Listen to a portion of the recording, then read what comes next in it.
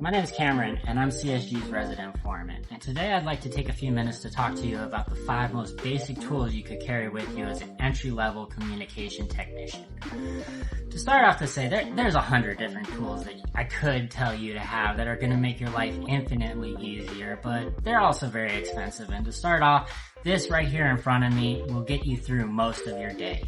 We're going to start with a multi-bit screwdriver.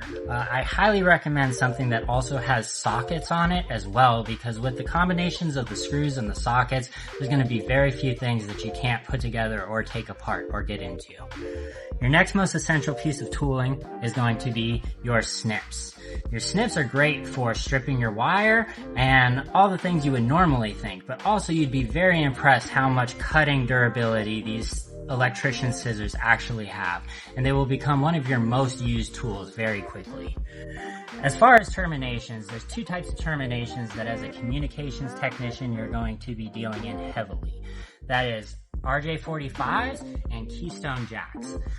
For Keystone jacks and patch panels included, you're going to want a punch down tool. It's the only thing that's really going to cut and get your wires seated the way that you need them to be.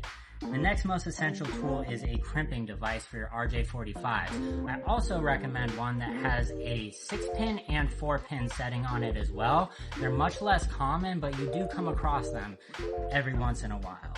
The last thing is more of a professional touch, and that is a level, because the one thing you could do to show that you're brand new in a trade is to have the stuff that you install unlevel. So just go ahead and slap this on and make sure that what you're putting in is plumb and ready to go for a client-facing inspection.